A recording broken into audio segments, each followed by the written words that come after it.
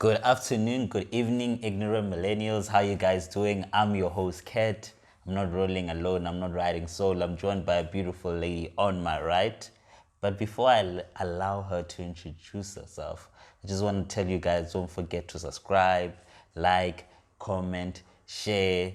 Well, if you dislike the video, also just dislike it. It gives us some sense of whether or not we know which content really does work and which one does not work. So it's not all that bad. Don't shy away from either of them. But yeah, without any further ado, ladies and gentlemen, I'm joined by Rethabile.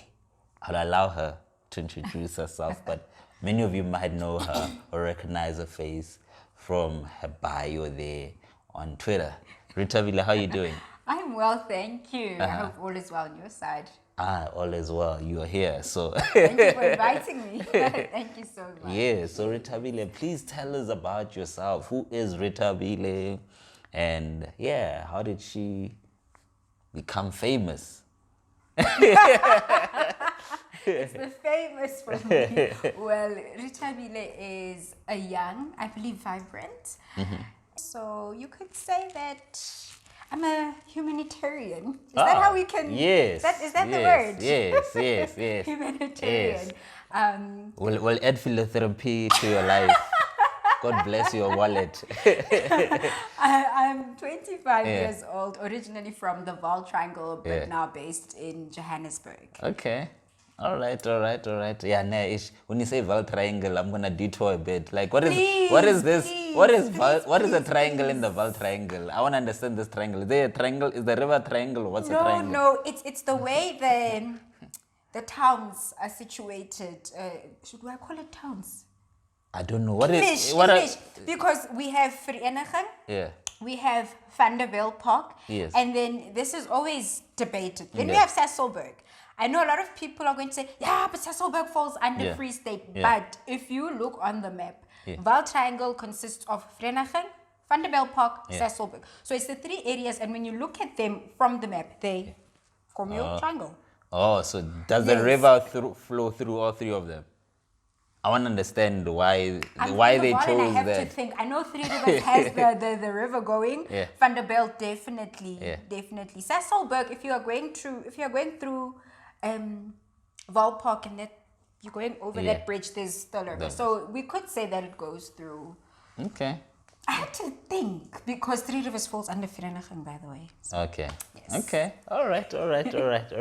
So you shared a popular thread on Twitter recently about your experience. Well, I don't know if it was the first time that you came out with your experience on GBV.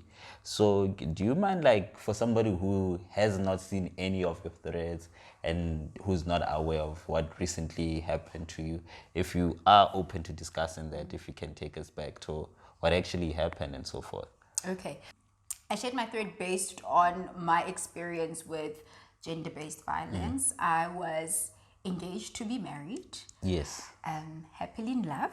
Oh, okay. Like any other woman would have wanted it, Yes. or most women. And unfortunately, I was engaged to be married to a man who's a narcissist. Yeah. It's something we must touch on someday, narcissism, Yes. how to say it. Yes. And that was where my encounter with physical abuse started, my encounter with sexual abuse. Sure. Financial abuse, Yes. emotional, Yes. and verbal. Excuse me. So I basically touched on the events that took place, and I unfolded each event, what happened, particularly how it happened. And to my surprise, my thread was actually allowing a lot of women and men to open up on their experience as well. And that's how I think you also came to find me. Yes. Yes. Okay. Yeah. So, yes. Okay. So then how long were you in this particular relationship with this particular individual? Okay. In terms of a relationship before the engagement, it was less than 7 months. It was 6. Okay. And, I sometimes when I'm asked this question, I cringe because I feel like I rushed. But here we are now. I will discuss it.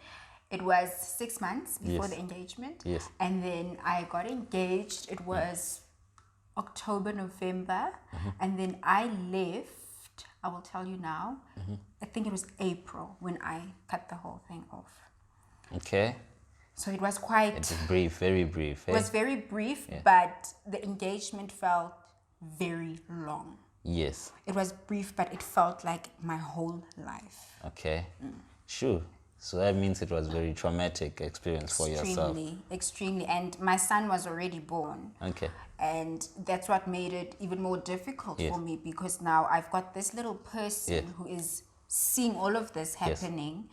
What type of image is he getting? What is he modeling from it? So it was even worse on my end because my baby was already here. Okay. So I want us like to touch a bit, like there's a range of things that I want us to touch a bit on today.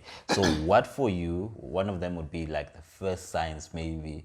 I know they can't be generic, and maybe some of the signs is not really a sign of an abuser. It's a sign of something else.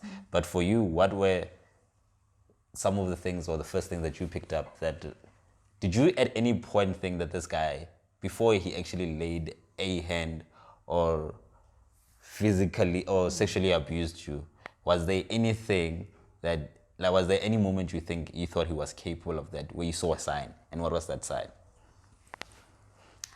You know, the thing is, if you see a sign and you love someone, you don't think that he's going to do anything until he actually does something. So I saw a sign, but I overlooked it because I thought, he's a man. That's how they are. And that would be, and I know a lot of ladies are going to be like, huh? What? Jealousy. Yes. A man who is overly jealous is actually dangerous. Yes. Because this is a type of man who doesn't want you going there, doing this, dressing up like this. And once he has seen that, you give into that jealousy or his jealous behavior, then that's where he starts to maneuver and start to control you. You can't go there at a certain time. I don't like it when you wear this. And you love this person. You think, okay, my partner doesn't like it, so I won't do it. I was actually very isolated. He didn't like my friends. And he said, we're getting married soon. Your friends are going to be a bad influence, going out, all those things. You need to behave like a wife. I submitted to that, and I was very isolated. I didn't see my friends for a very long time. A very long time. Sure. A very long time, and I'm not lying to you. So at the time you did pick it up, it was a red flag, but you rub it off as it's normal. Okay. You know, all right. Because some people would romanticize that type of jealousy, like, oh my word, this guy loves me to death. There's that, and so forth. Or especially there's this one that a few ladies like to drool over. If that man touches you, I'll kill you. Or if you cheat on me, I'll kill you. Don't ever romanticize on a man saying, I will kill you, even as a joke. Because he will. Because he will. He knows what he's saying. He's aware of what he's saying. It's not that he's not aware of what he's saying. He is. He is. And he will do it. So then what led up to the first incident, and what was the first incident? Was it physical abuse? Was it sexual abuse, or what was it? The very first incident was actually physical. It was physical, and it came as a shock to me because I didn't see that coming, because he's never shoved me, he's never pushed me, but all of a sudden, and what sparked that was, again, that jealousy. I went grocery shopping, and I stopped at his mother's house. Something so, it's your mother. I'm going to see your mother. You didn't tell me you went to my mother's house. You are coming at this time. That means you are not obeying me. You don't care about me. You just do what you want to do. Next thing, he choked you. Choking me. That's the first thing he did. Choke me to the wall. That is the first thing he did. That was the first moment, and it was such a shock because this person has never laid a finger on me, has never touched me, has never pinched me, pushed me.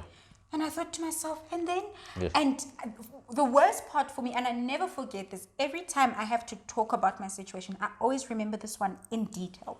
He had his hand on the back of my neck, and he banged my head through the wall. Yeah. Not aggressively to a point where I would bleed or anything, but he push it through the wall like that, and again. Yeah. I never forget that part. Yes. And that was the first time that man laid his hands on me. Sure.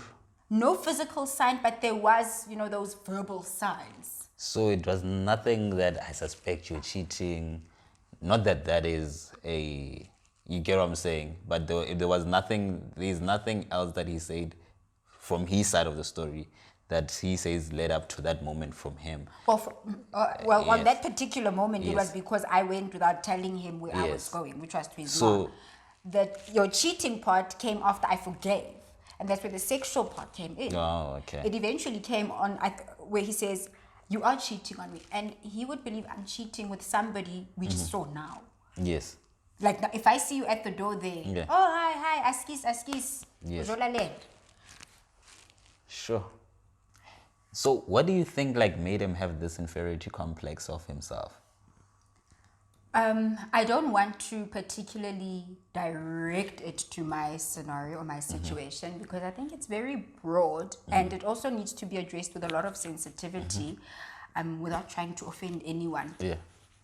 I think there are times when certain men Yes. date women they are not ready for, you see Lesedi, she's over there. She's minding her business. That's Lesedi. She's in her own world, doing her own thing. You, knowing where you are not ready to be with a woman like Lesedi, you jump to Lesedi. Yes. You bother Lesedi's peace, first of all. Yes. And then you find where Lesedi does this.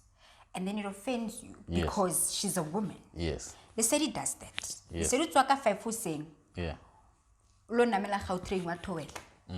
When you feel, then it starts to build up that resentment towards Lesedi. And it starts to build up that inferiority complex. It starts to build up a lot of things, of which I think some men don't even know how to express that. So they express it how? Do you understand? It could have led, that's what could have happened because we were really two worlds apart. I don't know the type of woman he was used to. And when I came in, it's got a lot to do with, being ready for the person that you want to be with. Okay. And it's a touchy subject because you don't want to say at the end of the day that, no, you can't date that one because, it's a very touchy, sensitive topic that needs to be addressed with, Okay. So you say you were in a relationship with him from October to about April, roughly, right? So how long had you known him before? You guys friends for 3 years, or did you just meet him a month before that, or 2 months? Or the funny thing is that he's a man I've always known. okay, He's not a stranger. You've known I've known he lives not too far from where home is, same varsity. We talk on social media. I wouldn't say friends as such, but maybe acquaintances. Yes. So it was all my life actually. Was he older? No, we about 3 years apart. Okay. 3-4 years Yes, apart. yes. He's not a much older Yes, person. yes. No, not at all. Okay. Age mate. Okay. Nice. Age mate, actually. So Okay. you think it's something that'll happen because you don't know a person. But So you say it started with the physical abuse. There was Immediately. no verbal abuse before that, calling you something else or whatever. Men He was they were just, not or something like that or whatever. it happened, but overlooking. It happened, but you overlook and you think he's just upset. And you need to understand there was a tone he used that I overlooked. Even if he wasn't swearing at me. If it's something like, put the bottle of water down. Yeah. Hey, when? That means your facts. Yeah. It was a tone. There was Yeah. tone. And I was so oblivious. Yeah. Oblivious. Yes. Completely oblivious. Yes. It's the tone that he used when he addressed me. Even if he wasn't swearing, even if he wasn't belittling me, there was tone. But was that tone just to you only? Was it not his general tone? It was not a general tone. It was not a general tone, and I will tell you why. Okay. If we went to my mother's house, and for example, my parents are standing there. I'm standing on the other side. He's in the middle. He knew how to address my parents with the utmost respect. Then he would turn around and change immediately, like a chameleon. Just, I don't know how he did it. I can't put my finger on how he did it. He did it, but he did it. Okay. Like, yeah, no, but like for most people, like, I mean, we, even if, like, you get what I'm saying, for most people in front of any parent, they know how to, you know, act. Or, so what I'm saying is, like, if you look at it, like, maybe when he was maybe with his friends or whatever. It was only my tone. It was only your tone. Only my tone. Okay. Only my tone. Okay. And I couldn't understand, but I thought, oh, okay.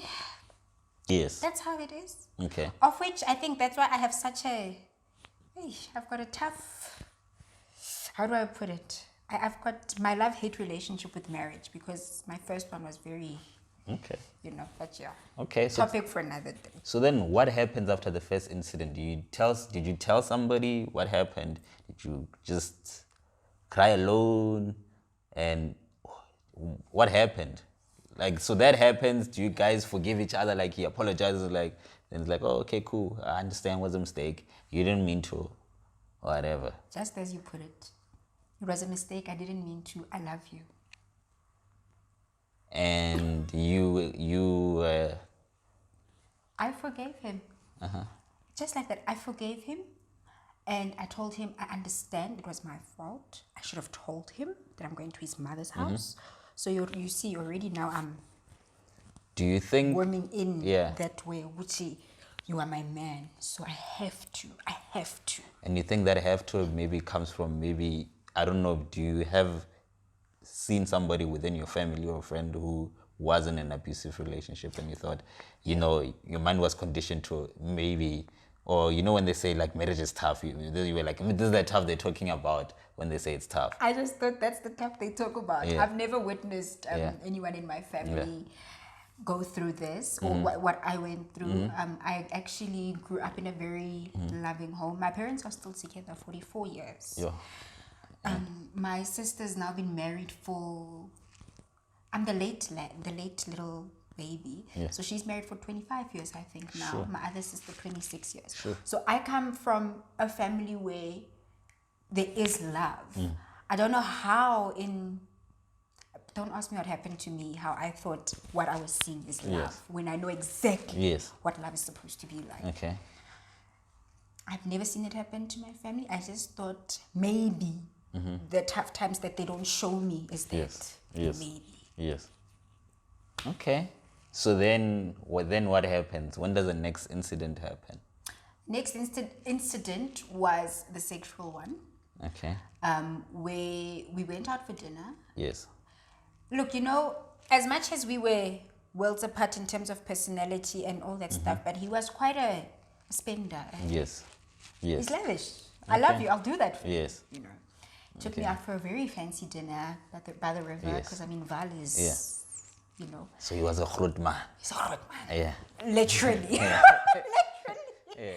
And takes me out to this fancy dinner. I'm dressed up. It's beautiful.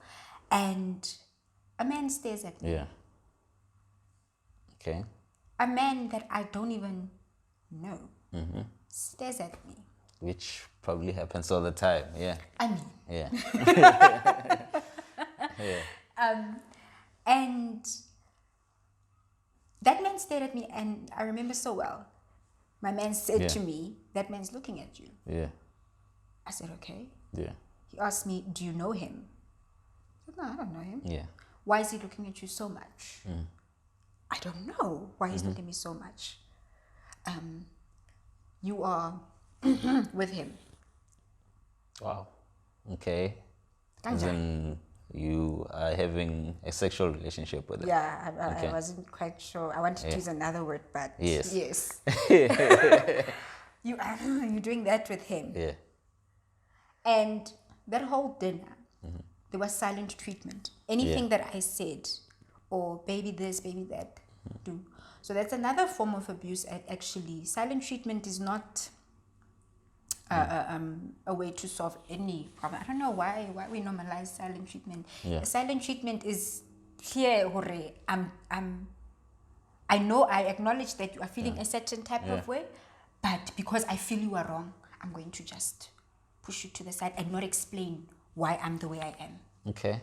Already he's dismissing Gucci, man. I'm anxious, I'm not understanding. Yeah. So silent treatment the whole dinner. The whole dinner. The whole. That's like 1 hour, 2 hours. We go back to, So you're trying to conversate with I'm him. trying. But I'm he's just, trying. yeah. I'm like, Batong baby. Woo. Talking to myself. Yeah. We go back to the, we're still in an apartment, I remember. We go back to the apartment. And yes, guys, you know, when I talk about it now and I'm thinking back, go to the bedroom. We're back at the apartment. Go to the bedroom. Okay.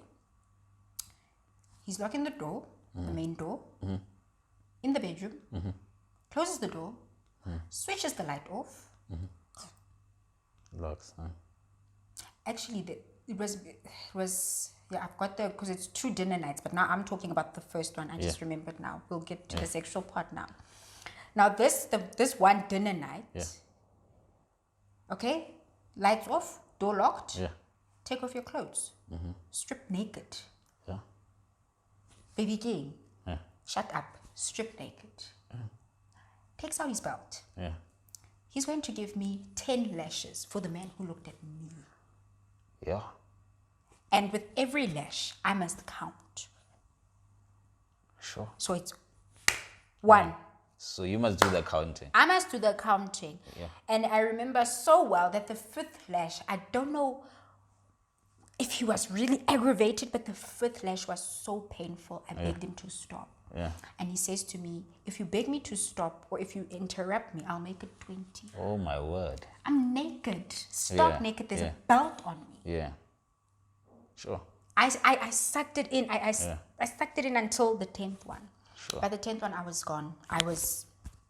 And you know what I did after the 10th one? I went to hug him and apologize and tell him I will never let another man look at me again. Sure. And like I said, I mixed up my sexual and the dinner part because it was 2 incidents. It was the one dinner incident where the man looked at me. The second one, which is where the sexual part came in. I went to the gym. There's a Virgin Active not too far from where we stayed. I went there. It was 6 o'clock, 7 o'clock, 8 o'clock. He's taking me out for dinner. He's concerned about why I took so long or why I went to the gym at that time. Sure. Another silent treatment at dinner. When I come back, same situation, locks the door, this time bend over. I'm not in the mood for any sex because first of all, there was that silent treatment going on at dinner. How am I supposed to feel aroused or anything? Bend over. I bend over. Okay, he pulls on my pants. And rape is a very traumatic thing for any woman. And I will never disregard any form of rape. But has anyone ever experienced your first time rape anally? Sure. Damn. This is not even forced. I'm sorry, I have to explain it so that you understand. It's not even forced vaginal penetration. It's anal where you've never done this. I mean, even for people who are willing to do anal, it's painful for them. It was my first. Imagine your first experience being with rape. Sure. And I thought to myself, he's my spouse. He's going to be my spouse.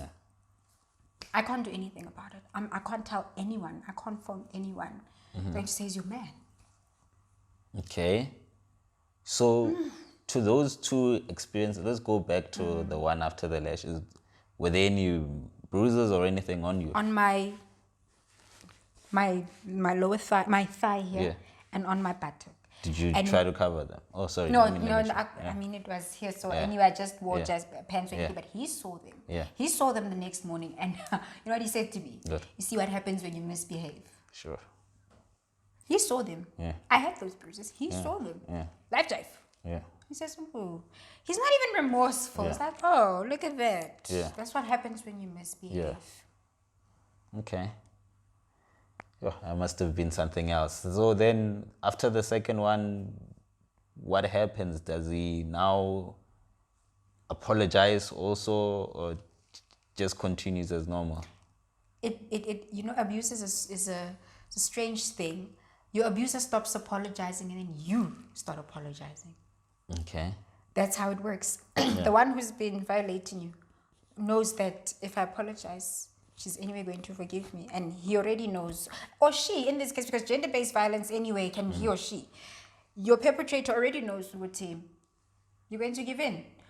It became a matter of he apologized that one time, and then I started apologizing from then on. Hooray.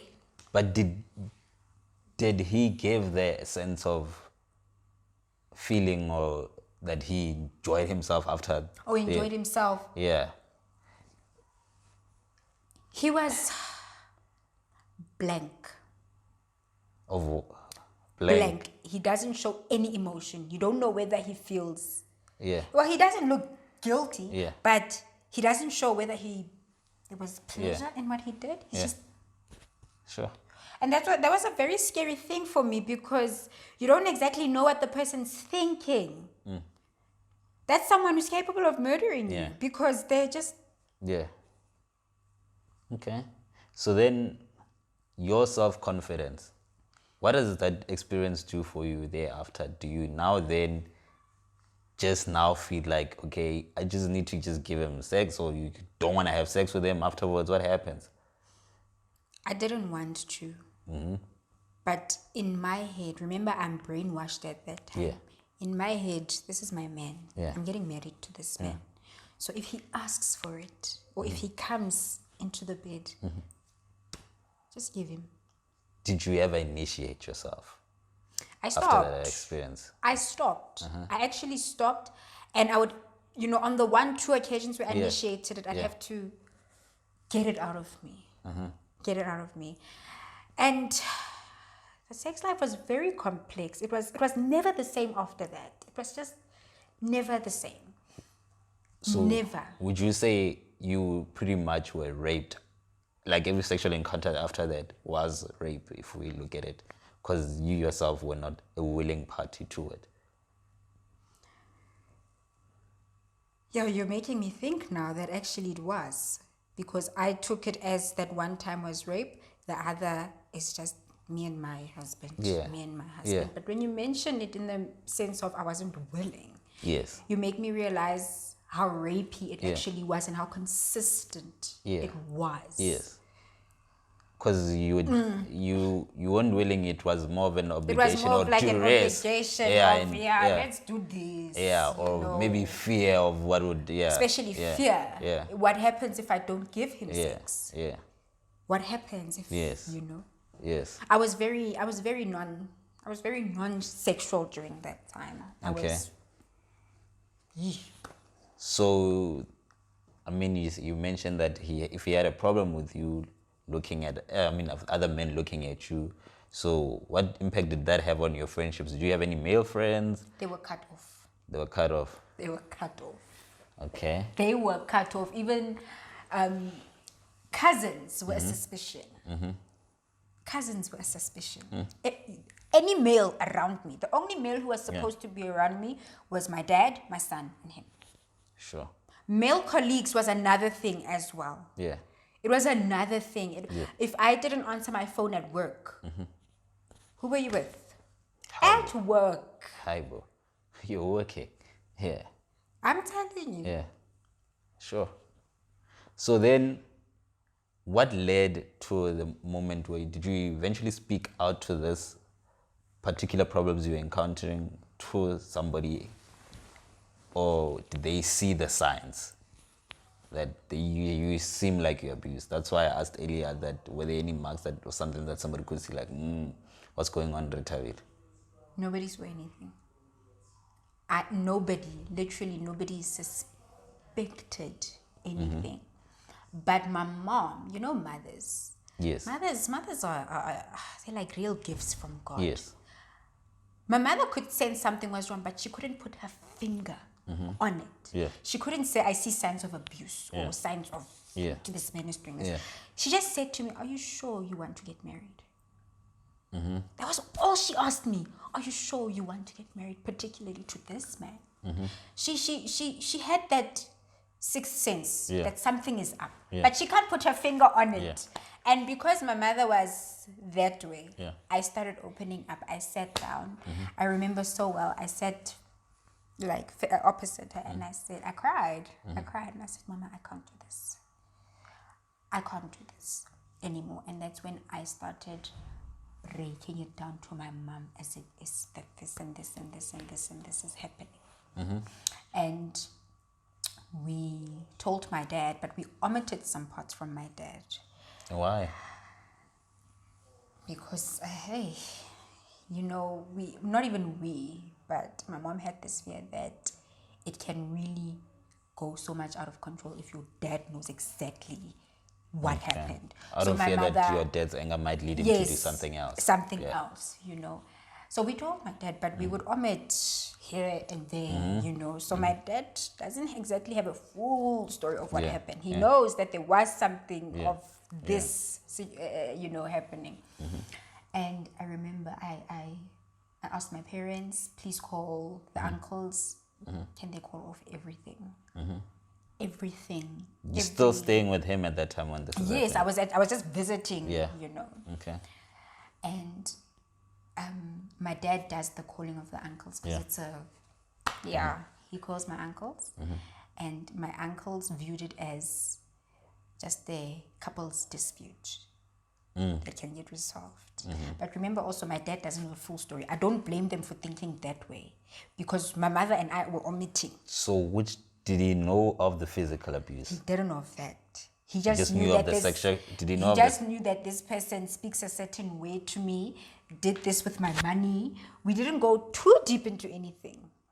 So you didn't even mention the sexual abuse also. We only mentioned the touchy-feely parts like wang roja, waso, I'm sure that meeting must have went. So my dad, when my dad goes to report, that's why they just viewed it as it's just a dispute. Some uncles would have been like, whatever. And my dad comes back to me, says it's just a dispute. I say, Daddy, I don't want this. Phone again. Tell them I don't want to continue with anything. Yes. My dad goes to phone again. They eventually give in. They call my former mother-in-law because my uncle-in-law wasn't answering. Yeah. They call my mother-in-law, and she starts to put this act up. Yeah. She's crying on the phone. She's hysterical. Yeah. What will people say? Yeah. Yeah. This is my only son. Yeah. It was to end that was actually a process. People think I just walked out. I didn't just walk out. It was a process to end it because everyone's trying to fix and call it a couple's dispute. And this one's crying. Yeah. That one is saying, you're my sister-in-law. We can fix this. Yeah. For my dad to say, all of you, screw you, I will forcefully finish it if you're not going to listen to me. Took a while. Okay. So did you ever lay charges against your abuser? No. It's because, I'm always asked this. At that time, you ask yourself, what strong evidence do I have? Because nobody saw when he hit me. There was no cameras. Nobody saw. The only thing, this doesn't even count. I just know this one, and people will just easily say, just the scratch. But I remember this scar so well because I was trying to go out the door, and he grabbed me, and I got scratched by the thing. Yes, I see that thing in between the door. Because of the way he was pulling me. That doesn't count as evidence, really. You just wonder, what evidence am I going to show that he physically abused me? The only evidence that I have is of text messages that were, you read those text messages like, okay, Yeah. There was something here. And he once went to Twitter.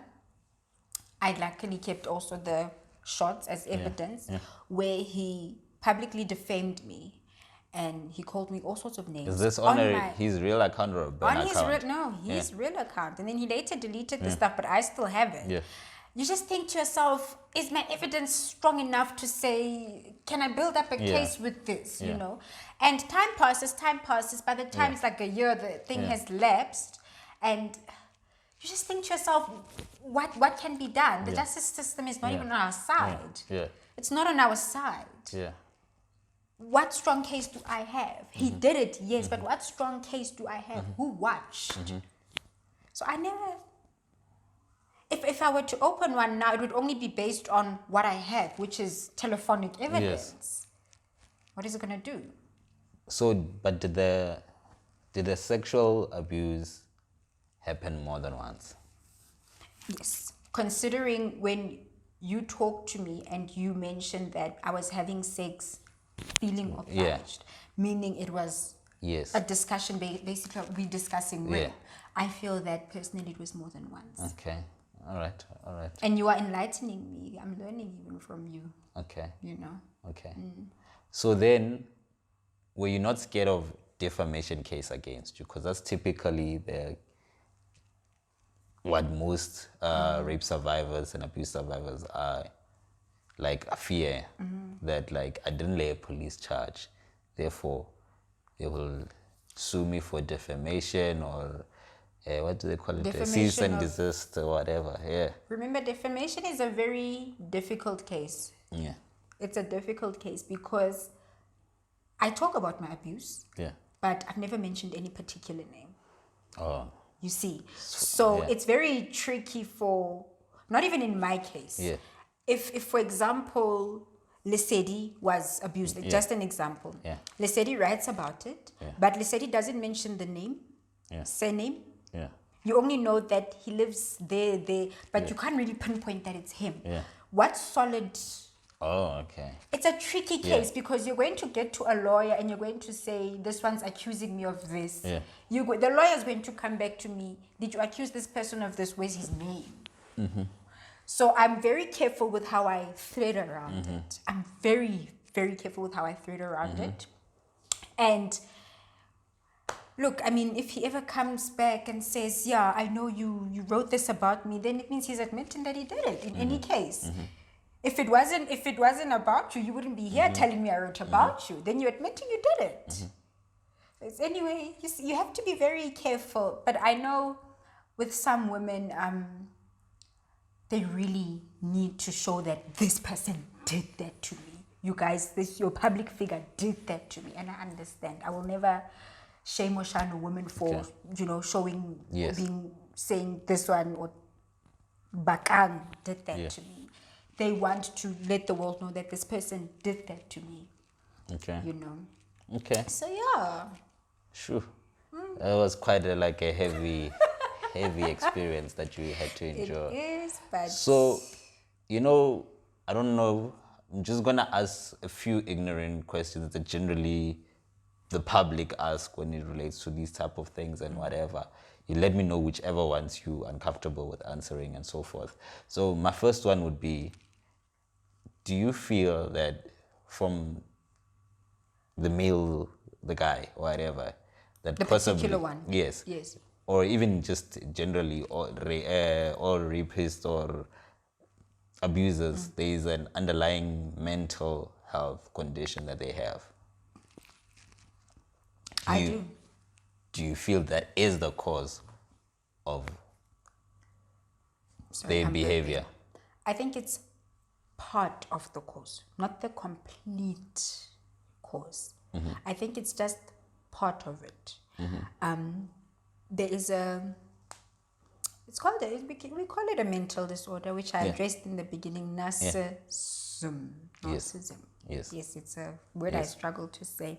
When a person feels that it is them, they're the superior, you listen to them, they call the shots, you cannot think your own way, you cannot reason your own way, it has to be their way or the highway, and it's very dangerous. It's very dangerous because now You get into a relationship, your woman can't do this, your woman can't go out, your woman can't dress like this, she has to listen to you. Yeah. She goes against you, what happens? You're upset. Boom. Yeah. You see, so there is a link. Yes. There is a link to narcissism and abuse. I believe there is. So if a guy is a narcissist, it's a red flag. A big red flag. Okay. A big red flag. Okay. And it's very sad because they never want to admit that there is narcissism in there. Well, even ladies, some say he's a very confident man, and he's very confident, and he's Alpha male. And yeah, yes, Alpha male. yes, Guys, yes. don't romanticize things like Yeah. that. Don't romanticize things like Yeah. that. You have to be your own person and still make your own decisions as a woman. And I always want to shy away from women and Yes. because even men get abused. Yes. We seem to always think that it's only women. Yeah. Men get abused Yes. by females who are narcissists as Yes. well. So either way, narcissists never want to admit Okay. that there's something going on. Okay. Okay. So then, how then do you, like, in the on social media, right? I'm sure, what type of DMs do you get? Like, do you get DMs from other people who've been abused also, be it physically or sexually or verbally? And what do you do with that information? I haven't gone through all the DMs. I'm Yeah. going to just start admitting that part. Every situation that is disclosed to me is very different. So what I do is just according to what this one is going through. How I advise is according to what this one is going through. The interesting one for me was a man who came into my DMs. Yeah. And I'm obviously going to keep him anonymous. Yeah. He admits that he has a problem where he is abusing his partner. Yes. Not physically, but verbally, emotionally. Yes. And you know what he said to me? He said it's because I'm insecure as a man. I've never met anyone who's that honest. Which I'm doing this to my person. But my reason is because I'm insecure. Yeah. And I've never advised anyone from that angle. It was so difficult for me. I actually must check up on him. It was so difficult for me. The only thing I asked him was, before you came to me, did you have a circle of friends, male friends, that you went to and told, expressed how you feel to them? He said, no. I said, that's the thing. You are coming to me I'm a woman. I won't know how men advise each other, and just go to your friends first. Tell them, or not even friends, even if it's a family, a confidant, but a male. Yeah. Maybe they have other ways on how they work through the insecurities. Yeah. Start there. Okay.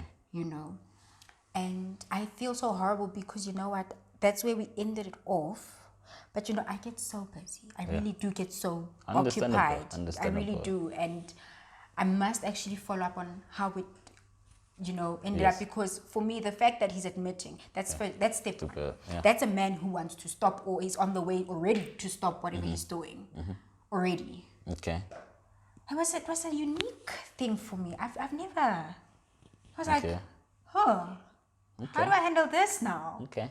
So I would like to wrap up the first part of why we have you here, because in the second part I'd like us to discuss how one can identify if their friend, their colleague, or their sibling or their child is being abused. Right? That's what I'd like us to cover in the next part. But I just wanted to know or find out also, from your side, right? Do you feel there is something that can be done? What do you think can be done as males for GBV to slow it down? Yeah, there's questions. Are there immediate solutions, or are they are non-immediate solutions? I think it's a very difficult one because we are already deep within. We are so far deep within. The only way we can start to eradicate what's happening is start with the young ones. Okay. We are so deep within. We are really far deep within. We can We can advise on the go for therapy. Yeah. Let's have workshops. Let's, let's Yeah. have empowerment Yeah. things. Yeah. Have the justice system just do its Everything, yeah. work, because that is also our biggest downfall. There is not enough punishment For for Yeah. for men who abuse women. Yeah. There's Yeah. nothing. We are so far deep into this. I can call it a pandemic. Yeah. It's a Yeah. pandemic. Yeah, it is. We are so far deep within it that we don't have exactly immediate solutions that are going to work overnight. Unfortunately, So we have to start from the teenage boys, from the younger generations. We need to start there. Yeah. Let's start the foundation there, so that we phase it out. It's a harsh thing to say. It's a very harsh thing to say, but it's the reality. We are so far deep within. yeah. Our justice system is not even doing what it's supposed to do. Yeah. We can march, go there and there. Nothing is changing. So do you not then are you not of the opinion, because it seems like what one picks up from like general society or social media is that people perceive the death penalty, or in what do you call it, whatever. Incarceration. Yes. Impersonation. Yes. Very English. Yes, that one as an immediate tool that can be used to help reduce. I agree with it as an immediate tool, but there's not even talks of an implementation in place. Are you for it? I actually am. I am, because we all have the right. I understand. We all have the right to life. Yeah. But how many more women are going to lose their lives? Okay. How many more women must lose their lives? Okay. And I know we're going to debate, but sometimes someone can be falsely Yeah. accused. We're going to debate it all around, and but that is where our justice system, our law enforcement really needs to pick up its talks to avoid wrongful arrests, to avoid things like that. this. No, 100%. Understand what I'm saying? I'm for it, but I'm a realist to the point where I know that there's not even a single talk of it happening. Okay. So how is it going to be a solution? Do you Okay. understand? No, I get what you're saying. I get what you're saying. Okay. So before I wrap it up, was there any moment where you thought your man is capable of killing you? Yes. Why did you stay? I thought I was gonna die. When was that? Yo. What happened? It was that moment when he was hitting me the first time. Yeah. But we were looking for houses. We wanted to buy houses in different areas.